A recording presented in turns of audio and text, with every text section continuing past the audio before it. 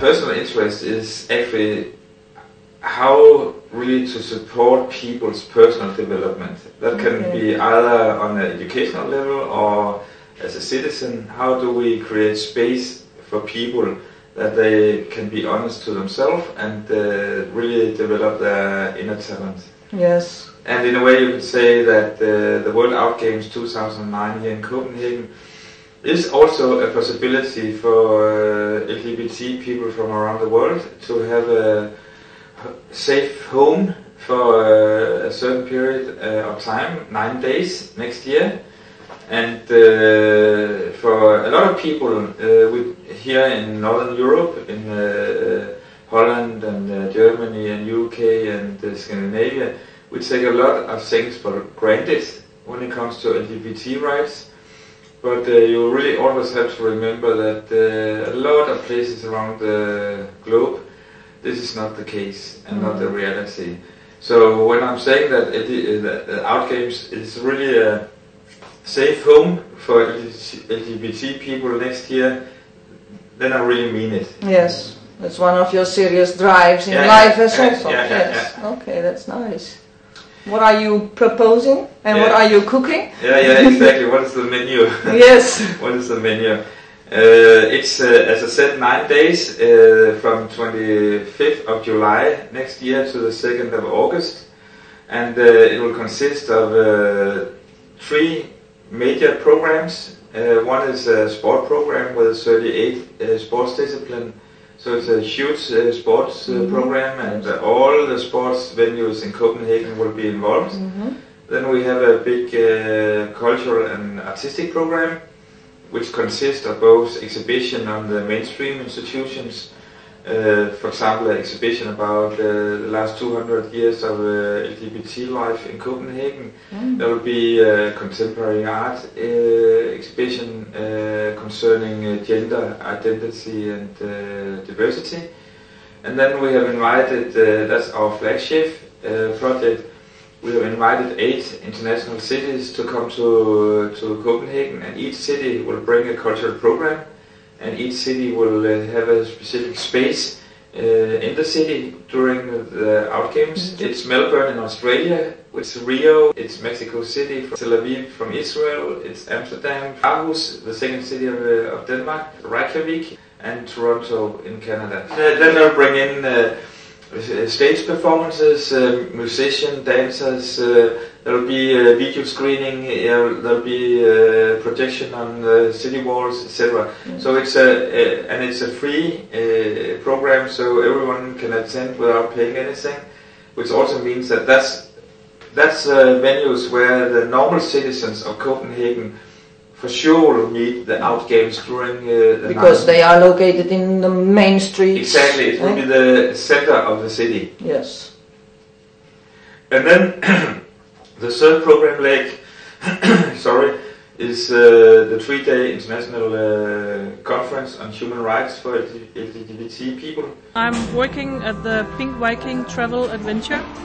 It's a travel agency for most gay men, gay women. For Danish people, they can come out, see the world, and then for foreigner tourists to come to Denmark. Here in Copenhagen, we have made an organization called Copenhagen Gay and Lesbian Chamber of Commerce. It started 1996 when we got the first Europride, and I was in the board of making the Europride, and then we were talking with all the bars and cafes and whatever. It was easier to talk with 1 or 2 people than 15, 20. Today we have 50 members in the Gay and Lesbian Chamber of Commerce, and from that day 10 years ago we make the gay map, the gay guide every year, and then put all the members in, and it's for free, and we just give it out to people coming here, or if we are out places, conferences, sports, whatever, in other countries, we always have something with us. In the first meeting we talked about a few cities who didn't want to cooperate with the cultural program. Exactly. And we invited, for example, Riga in the Baltic states, we invited Tokyo in Japan, and we invited Istanbul in Turkey.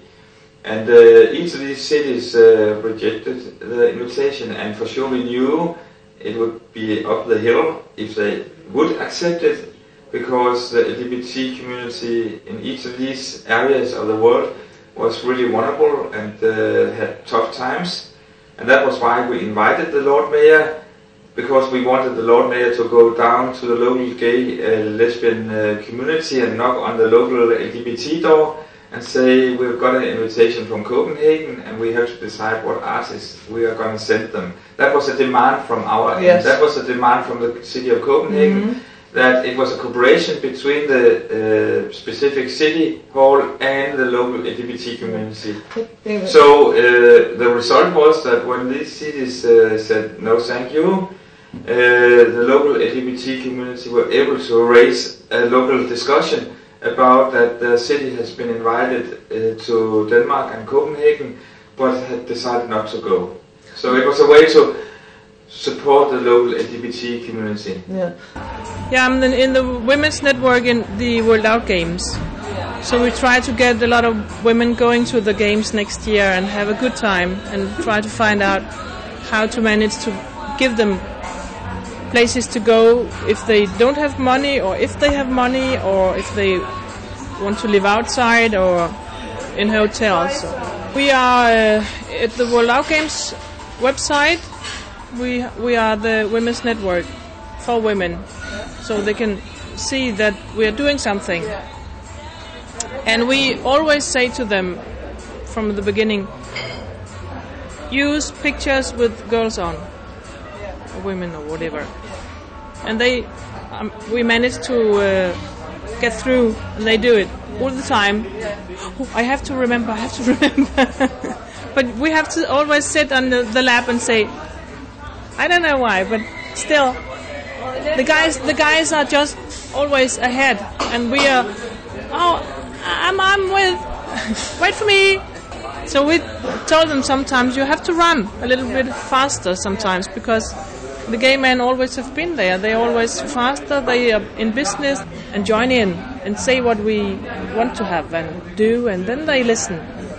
You can have them to listen sometimes. I'm not going to tell you about the actual content of the opening, because that's going to be a surprise. Yes. But I can say that we've had a huge discussion. Should this opening take place in a stadium? I think that was the case in Amsterdam when you had the gay games. It was in a stadium. And we decided not to make the opening ceremony in a stadium. We want to make it on a very powerful square in Copenhagen, in the heart of Copenhagen, at the city hall. Make a very, very wonderful and warm-hearted opening ceremony. And for sure we'll see all the different nationalities and delegations from each nation walking into the space. That we want to be present in the city. We want to, in a way, to make our mark in the city. So everyone in Copenhagen knows that this is actually going to take place. So it's not in a remote, closed area of the city. This is just in the heart of the city.